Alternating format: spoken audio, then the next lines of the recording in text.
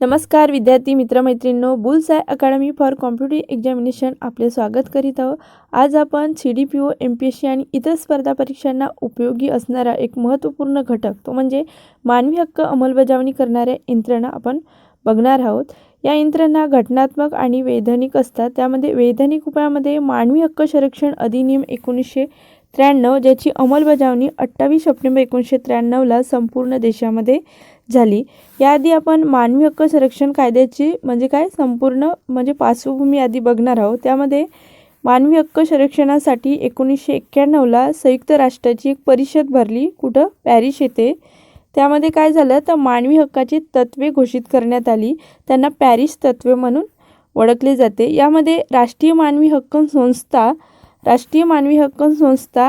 NHRI स्थापन करण्याची किमान मानके निश्चित करण्यात आली, जे कायदेशीर आणि विश्वासार्ह असतील, मानवी हक्काच्या प्रचारात आणि संरक्षणासाठी प्रभावित ठरतील.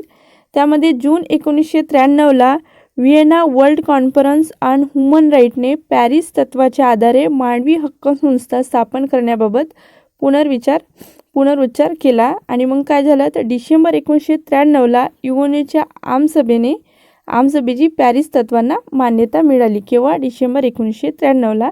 आणि यालाच अनुसरून भारत सरकारने मानवी हक्क कायदा ह्युमन राईट प्रोटेक्शन ॲक्ट 1993 हा 28 सप्टेंबर 1993 रोजी अंमलात आला. आणि यालाच 2016 आणि 2019मध्ये या कायद्यामध्ये काय करण्यात आली? दुरुस्ती करण्यात आली. या कायद्यानुसार काही महत्त्वपूर्ण संस्था स्थापन करण्यात आल्या. त्यामध्ये कोणत्या संस्था आहेत? राष्ट्रीय मानवी हक्क आयोग, राज्य मानवी हक्क आयोग, मानवाधिकार आयोग आणि इतरही संस्था आहेत. त्यामध्ये आंतरराष्ट्रीय मानवी हक्क आयोग, रेड क्रॉस सोसायटी, मानव विकास अहवाल, राष्ट्रीय मानव विकास निर्देशांक, मानव विकास निर्देशांक, लैंगिक विकास निर्देशांक या यंत्रणा आहेत ज्या मानवी हक्काची अंमलबजावणी करत असतात. त्यामध्ये आपण स्टेप बाय स्टेप एक यंत्रणा बघू. त्यामध्ये पहिली यंत्रणा आहे राष्ट्रीय मानवी हक्क आयोग. कोणती यंत्रणा आहे? राष्ट्रीय मानवी हक्क आयोग. ही काय आहे? एक वैधानिक संस्था आहे. याची तरतूद कशी करण्यात आली तर मानवी हक्क संरक्षण अधिनियम 1993 नुसार राष्ट्रीय मानवी हक्क आयोगाची तरतूद करण्यात आली. ब्रीदवाक्य काय आहे तर सर्वे भवन्तु सुखिनः हे राष्ट्रीय मानवी हक्क आयोगाचे ब्रीदवाक्य आहे. राष्ट्रीय मानवी हक्क आयोगाची स्थापना केव्हा करण्यात आली तर 12 ऑक्टोबर 1993ला. तर 1993च्या कायद्याने, कोणत्या कायद्याने? 1993च्या मानवी हक्क संरक्षण कायद्याने राष्ट्रीय मानवी हक्क आयोगाची 12 ऑक्टोबर 1993ला स्थापना करण्यात आली. राष्ट्रीय मानवी हक्क आयोगाचे मुख्यालय कुठं आहे तर दिल्ली या ठिकाणी आहे. त्यामध्ये आता आपण बघू की राष्ट्रीय मानवी हक्क आयोगाची रचना. तर रचनामध्ये काय काय दिलं आहे तर एक अध्यक्ष, पूर्णकालीन सदस्य 5 आणि मानद सदस्य 7 दिले. राष्ट्रीय मानवी हक्क आयोगाच्या सभासदांची नियुक्ती कोण करते तर राष्ट्रपती करतात. कोणाद्वारे? निवड समितीच्या शिफारसीनुसार. निवड समितीच्या शिफारसीमध्ये कोणत्या सदस्यांचा समावेश होत असते तर त्यामध्ये पंतप्रधान हे अध्यक्ष असतात, केंद्रीय गृहमंत्री असते, लोकसभा अध्यक्ष, लोकसभेचे विरोधी पक्षनेते, राज्यसभेचे उपसभापती, राज्यसभेतील विरोधी पक्षनेते हे 6 सदस्य मिळून जी समिती असते त्या समितीच्या शिफारशीनुसार राष्ट्रपती राष्ट्रीय मानवाधिकार आयोगाच्या सभासदांची निवड करत असतात. राष्ट्रीय मानवी हक्क आयोगाचा कार्यकाल किती असतो तर 3 वर्ष किंवा 70 वर्ष. अध्यक्ष किंवा सदस्य हे पुनर्नियुक्तीसाठी पात्र असतात. एकदा झालेले अध्यक्ष किंवा सदस्य हे पुनर्नियुक्तीसाठी पात्र असतात. आणि सभासदाचा कार्यकाल किती असतो तर 3 वर्ष किंवा वयाच्या 70 वर्षापर्यंत ते असू शकतात. तर त्यानंतर आहे सेवासरती. सेवासरती काय? ते वेतन, भत्ते आणि सेवासरती केंद्र सरकार ठरवित असते. राष्ट्रीय मानवी हक्क आयोगाचे वेतन सेवासरती कोण ठरवत असते तर केंद्र सरकार ठरवत असते. अहवाल वार्षिक किंवा आवश्यक वाटेल तेव्हा केंद्र सरकारला अहवाल सादर करावा लागतो. कोणाला? राष्ट्रीय मानवाधिकार आयोगाला वार्षिक अहवाल सादर करावा लागतो किंवा आवश्यक वाटेल तेव्हा केंद्र सरकारला सादर करावा लागतो. आपण जी रचना बघितली त्यामध्ये अध्यक्ष, पूर्णकालीन सदस्य आणि मानद सदस्य बघितलं. अध्यक्ष कोण असते तर सर्वोच्च न्यायालयाचे माजी सरन्यायाधीश किंवा माजी न्यायाधीश, माजी सरन्यायाधीश किंवा माजी न्यायाधीश कोणते सर्वोच्च न्यायालयाचे हे काय असतात अध्यक्ष असतात राष्ट्रीय मानवाधिकार आयोगाचे. तर पूर्णकालीन सदस्य किती असतात तर 5. त्यामध्ये एक सदस्य हा न्यायालयातील कार्यरत किंवा माजी न्यायाधीश असतो, एक उच्च न्यायालयाचे कार्यरत किंवा माजी न्यायाधीश असते, तर 3 हे मानवाधिकार क्षेत्रात ज्ञान किंवा अनुभव असलेल्या तज्ज्ञ व्यक्ती असतात. यापैकी एक महिला असणे बंधनकारक आहे. त्यामध्ये आता मानद सदस्य किती असतात 7 असतात. तर ते कोणते कोणते तर राष्ट्रीय अनुसूचित जाती आयोग, राष्ट्रीय अनुसूचित जाती आयोग, राष्ट्रीय अनुसूचित जमाती आयोग, राष्ट्रीय अल्पसंख्याक आयोग, राष्ट्रीय महिला आयोग यांचे जे अध्यक्ष असतात ते काय असतात मानद सदस्य असतात. त्याचप्रमाणे राष्ट्रीय मागासवर्गीय आयोग, राष्ट्रीय बाल संरक्षण आयोग आणि अपंग व्यक्तीसाठीचे मुख्य आयुक्त हे जे आहेत हे 7 आयोगाचे अध्यक्ष हे मानद सदस्य असतात या ठिकाणी. यामध्ये राष्ट्रीय मागासवर्गीय आयोग, राष्ट्रीय बाल हक्क संरक्षण आयोग आणि अपंग व्यक्तीसाठीचे मुख्य आयुक्त हे 2019च्या सुधारणेद्वारे यांचा समावेश करण्यात आला. आणि आधी हे 4 समावेश आधीच होता. कोणतं राष्ट्रीय अनुसूचित जाती आयोग, राष्ट्रीय अनुसूचित जमाती आयोग, राष्ट्रीय अल्पसंख्याक आयोग आणि राष्ट्रीय महिला आयोगाचे जे अध्यक्ष आहेत त्यांचा आधीपासून समावेश होता. तर हे जे 3 आहेत यांचा 2019च्या सुधारणेद्वारे समावेश करण्यात आलेला आहे. यामध्ये आता राष्ट्रीय मानवाधिकार आयोगाचे जे अध्यक्ष व सदस्य असते त्यांना पदावरून दूर कशा पद्धतीने केले जाते तर हा अधिकार कोणाला आहे तर राष्ट्रपतीला हा अधिकार आहे.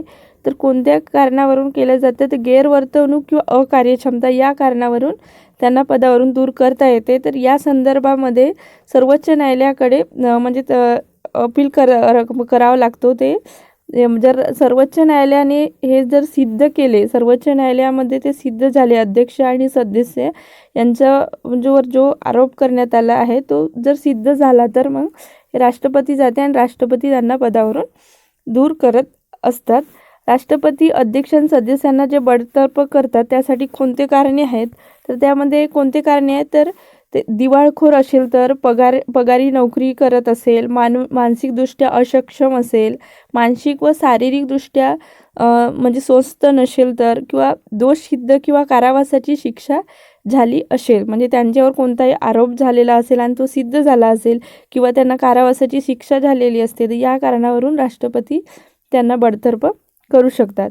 मग राष्ट्रीय मानवाधिकार आयोगाचे कार्य कोणते आहेत तर त्यामध्ये कोणते कोणते कार्य दिले आहेत त्यामध्ये तर ते काय करू शकतात तर स्वयंप्रेरणेने पीडित व्यक्तीने तक्रार केल्यास किंवा स्वतःच्या वतीने इतर कोणीही तक्रार केल्यास चौकशी करणे, मानवी अधिकाराच्या उल्लंघनाशी संबंधित चालू खटल्यात किंवा प्रलंबित खटल्यात न्यायालयाच्या अनुमतीने हस्तक्षेप करणे, मानव अधिकारावरील करार व इतर आंतरराष्ट्रीय साधनांचा अभ्यास करणे आणि त्यांच्या अंमलबजावणीसाठी शिफारस करणे, मानव अधिकार क्षेत्रामध्ये संशोधन हाती घेणे व त्यांचे प्रवर्तन करणे, या क्षेत्रात काम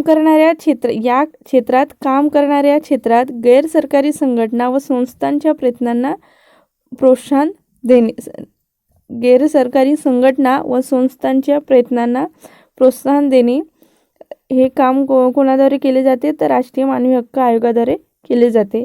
आता राष्ट्रीय मानवाधिकार आयोगाचे काय अधिकार, यामध्ये अधिकार कोणते आहेत तर आपल्या प्रक्रियेचे नियमन करणे. राष्ट्रीय मानवाधिकार काय करते तर आपल्या प्रक्रियेचे नियमन करतो. दिवाणी न्यायालयाचे अधिकार त्यांना आहेत. कोणत्याही व्यक्तीला उपस्थित राहणे व सत्य त्यांची तपासणी करण्याचे कार्य करतात. प्रतिज्ञापत्राद्वारे साक्ष देण्याचे कार्य करतात. कोणतेही कागदपत्र शोधणे व सादर करण्यासाठी आदेश देणे, कोणत्याही न्यायालयातून किंवा कार्यालयातून सार्वजनिक नोंदीची कागदपत्रे मागविणे हे कार्य राष्ट्रीय मानवाधिकार आयोगाद्वारे केले जातात. तर इतर माहिती काय आहे आपण सांगू शकतो तर तक्रार करायची असल्यास ती इंग्रजी, हिंदी आणि 8व्या परिशिष्टामध्ये नमूद केलेल्या कोणत्याही भाषेमध्ये करता येते. अजून काय तक्रार स्वीकारण्यासाठी काय तर ईमेल, फोन, फॅक्स किंवा आयोगाचा मोबाईल नंबरसुद्धा उपलब्ध करून दिलेला आहे. आयोगाकडे स्वतःचे तपास कर्मचारी आहेत. आयोगाकडे काय स्वतःचे तपास कर्मचारी आहे. आयोगाकडे सशस्त्र सेनेविरुद्ध तक्रार सादर करता येतो. सशस्त्र सेनेविरुद्धही तक्रार सादर करता येते. कोणाकडे? राष्ट्रीय मानवाधिकार आयोगाकडे सशस्त्र सेनेविरुद्धही तक्रार सादर करता येतात. त्यानंतर आपण मानवी हक्क दुरुस्ती अधिनियम 2006 बघणार आहे. त्यामध्ये काय तरतुदी दिल्या आहे तर त्यामध्ये म्हटलं आहे की राज्य मानवी हक्क आयोगाचे सदस्य संख्या हे 5 वरून 3 करण्यात आली. 5 वरून 3 हे मानवी हक्क दुरुस्ती अधिनियम 2006 नुसार राज्य मानवी हक्क आयोगाची सदस्य संख्या किती? 5 वरून 3 करण्यात आलेली आहे. राज्य सरकारला न कळवता तुरुंगात भेटी देण्याचा अधिकार राष्ट्रीय मानवी हक्क आयोगाला देण्यात आलेला आहे. कोणत्या दुरुस्तीनुसार? मानवी हक्क दुरुस्ती अधिनियम 2006 नुसार राज्य सरकारला न कळवता तुरुंगाला भेटी देण्याचा अधिकार कोणाला? राष्ट्रीय मानवी हक्क आयोगाला देण्यात आलेला आहे. राष्ट्रीय मानवी हक्क आयोगाकडे आलेल्या तक्रारी राज्य मानवी हक्क आयोगाकडे हस्तांतरित करण्याची तरतूद केलेली आहे. अजून काय? अनुसूचित जाती आणि अनुसूचित जमाती आयोग म्हणजे NCSC अँड NCST या आयोगाच्या अध्यक्षांना राष्ट्रीय मानवी हक्क आयोगाचे पदसिद्ध सदस्य करण्याची तरतूद या अधिनियमाने करण्यात आलेली आहे. अजून काय करण्यात आले तर चौकशी चालू असताना सुद्धा मानवी हक्क आयोगाला नुकसान भरपाई करण्याची शिफारस करण्याचा अधिकार देण्यात आलेला आहे. आणि जो मानवी हक्क दुरुस्ती अधिनियम 2019 आहे यांनी कोणत्या तरतुदी करण्यात आल्या तर याद्वारे मानवी हक्क संरक्षण कायदा 1993 मध्ये त्या सुधारणा करण्यात आल्या. त्यामध्ये राष्ट्रीय मानवी हक्क आयोगाचे अध्यक्ष हे सर्वोच्च न्यायालयाची माजी सरन्यायाधीश किंवा इतर न्यायाधीश असू शकतील. त्यामध्ये कोण पाहिजे तर माजी सरन्यायाधीश किंवा इतर सरन्यायाधीशच पाहिजे. कुठलं? सर्वोच्च न्यायालयातील. हे तरतूद 2019 द्वारे करण्यात आली आहे. 2019च्या मानवी हक्क दुरुस्ती अधिनियमाद्वारे करण्यात आलेली आहे. त्यानंतर राष्ट्रीय मानवी हक्क आयोगा पूर्णवेळ सदस्य संख्या 4 वरून 5 केली आहे. यात मानवी हक्काशी संबंधित ज्ञान असलेल्या 3 व्यक्तीपैकी कमीत कमी एक व्यक्ती हे महिला असावी अशी तरतूद करण्यात आली आहे. अगोदर फक्त अल्पसंख्याक आयोग, महिला आयोग, अनुसूचित जाती आयोग, अनुसूचित जमाती आयोग या राष्ट्रीय मानवी आयोगाच्या अध्यक्षांना पदसिद्ध सदस्यत्व देण्यात येत होते. परंतु आता राष्ट्रीय मागासवर्ग आयोग, राष्ट्रीय बाल संरक्षण आयोगाचे अध्यक्ष आणि अपंगाबाबतचे मुख्य आयुक्त यांचाही समावेश करण्यात आलेला आहे मानद सभासदामध्ये. राज्य मानवी हक्क आयोगाचे अध्यक्ष हे उच्च न्यायालयाचे कोणतेही न्यायाधीश असल्याची तरतूद केली आहे. काय करण्यात आले आहे तर राज्य मानवी हक्क आयोगाचे जे अध्यक्ष आहेत ते कोण होऊ शकतात तर उच्च न्यायालयातील कोणतेही न्यायाधीश होण्याची तरतूद आहे 2019च्या मानवी हक्क संरक्षण कायद्याने करण्यात आले. दुरुस्ती कायद्याने करण्यात आले आहे. राष्ट्रीय तसेच राज्य आयोगाच्या अध्यक्ष व सदस्याचा कार्यकाल किती करण्यात आले आहे? 5 वरून 3 वर्षापर्यंत 3 वर्ष केलं आहे. त्यामध्ये राज्य मानवी हक्क आयोगाचे पहिले अध्यक्ष कोण होते तर श्री रंगनाथ मिश्रा हे होते. तर दुसरे कोण होते तर व्यंकट राष्ट्रीय मानवी हक्क आयोगाचे पहिले अध्यक्ष कोण होते तर न्यायाधीश रंगनाथ मिश्रा. तर राष्ट्रीय मानवी हक्क आयोगाचे दुसरे अध्यक्ष कोण होते? व्यंकट चेल्ल्या. आणि तिसरे अध्यक्ष होते न्यायाधीश JS वर्मा. 10वे अध्यक्ष कोण होते तर न्यायाधीश HL दत्तू हे होते. त्यानंतर आता आपण बघू राज्य मानवी हक्क आयोग. राज्य मानवी हक्क आयोगामध्ये एक अध्यक्ष आणि 2 सदस्य असते. अध्यक्ष कोण असते तर आताच आपण बघितलं उच्च न्यायालयाचे कोणते माजी न्यायाधीश. आणि सदस्यामध्ये कोणाचा समावेश होते तर उच्च न्यायालयाचे कार्यरत किंवा माजी न्यायाधीश किंवा 7 वर्ष अनुभव असलेले जिल्हा न्यायाधीश. मानव अधिकार क्षेत्रात ज्ञान असलेले तज्ज्ञ व्यक्तीचा मध्ये समावेश होत असतो सदस्यामध्ये. नेमणूक.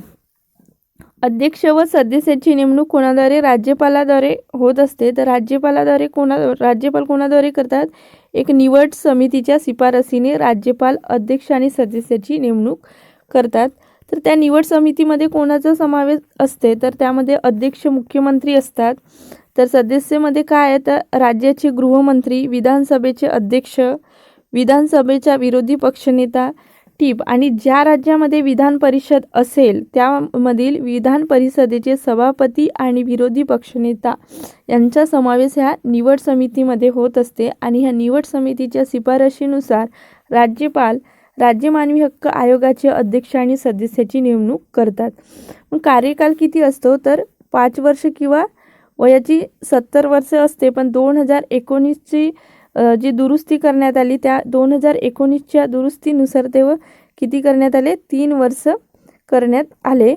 वयोमर्यादेच्या आत सदस्याची पुनर्नेमणूक करता येऊ शकेल. मग त्यानंतर कार्यकाल काय दिला आहे तर कार्य व अधिकार राष्ट्रीय आयोगाच्या प्रमाणेच आहेत, परंतु राज्य व समवर्ती सूचीविषयक मानवाधिकाराच्या उल्लंघनाची चौकशी करण्याचा अधिकार राज्य मानवी हक्क आयोगाला आहे.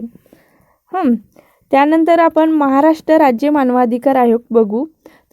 महाराष्ट्र राज्य मानवाधिकार आयोगाची स्थापना केव्हा झाली तर 6 मार्च 2001ला महाराष्ट्र राज्य मानवाधिकार आयोगाची स्थापना झाली.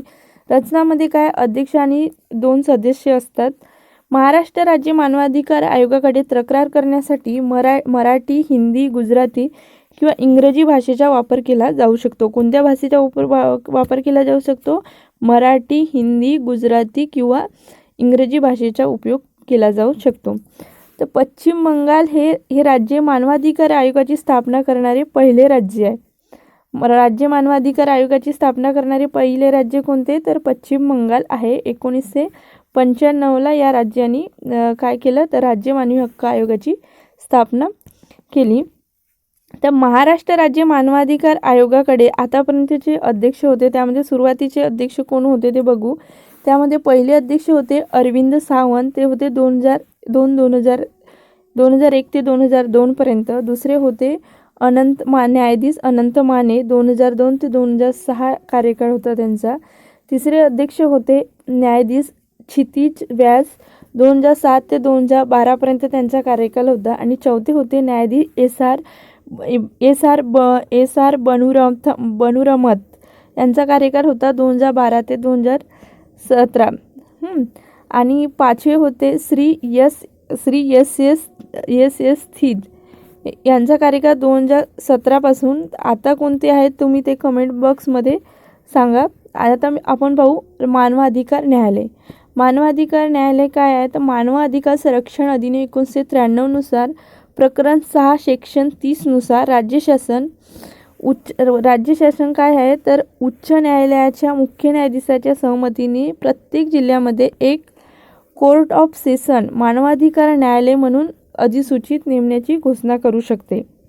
आणि प्रत्येक मानवाधिकार न्यायालयासाठी राज्य सरकार एखाद्या सरकारी वकिलाला किंवा किमान 7 वर्ष वकिलीचा अनुभव असलेल्या व्यक्तीला विशेष वकील म्हणून घोषित करू शकते. कशाद्वारे?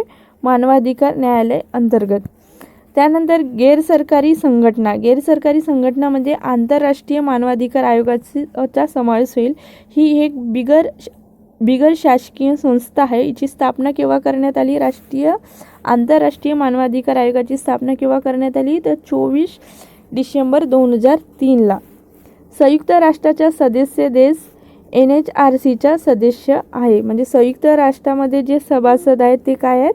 राष्ट्रीय मानवाधिकार आयोगाचे काय आहेत तर सदस्य आहेत.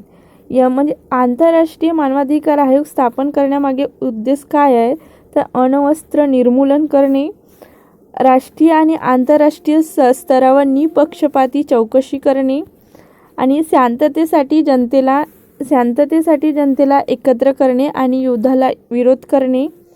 संयुक्त राष्ट्राच्या मार्गदर्शक मानवाधिकार संहितेचे प्रत्येक आणि सर्व देशात सार्वभौम, निपक्ष आणि हक्काची संस्था कार्यरत करणे. हे काय आहे तर आंतरराष्ट्रीय मानवाधिकार आयोगाचे हे काय आहे तर हे स्थापन करण्यामागे उद्देश आहे. कोणते उद्देश? अण्वस्त्र निर्मूलन, राष्ट्रीय आणि आंतरराष्ट्रीय स्तरावर निपक्षपाती चौकशी करणे, शांततेसाठी जनतेला एकत्रित करणे आणि युद्धाला विरोध दर्शविणे. संयुक्त राष्ट्राच्या मार्गदर्शक मानवाधिकार संहितेचे प्रत्येक आणि सर्व देशात सार्वभौम, निपक्ष आणि हक्काची संस्था कार्यरत करणे. हे काय? आंतरराष्ट्रीय मानवाधिकार आयोगाचे कार्य आहे. आंतरराष्ट्रीय मानवाधिकार आयोगाची स्थापना केव्हा झाली तर 24 डिसेंबर 2003ला झाली. अशा प्रकारे आपण हे मानवाधिकार आयोगाचे म्हणजे मानवी हक्काची अंमलबजावणी करणाऱ्या यंत्रणा बघितलं. आपण अजून पुढच्या व्हिडिओमध्ये दुसऱ्या यंत्रणा बघू ज्या मानवी हक्काची अंमलबजावणी करतात. जर तुम्ही या चॅनलला नवीन असाल तर चॅनलला सबस्क्राईब करा आणि तुमच्या मित्रमैत्रिणीपर्यंत शेअर करा. धन्यवाद.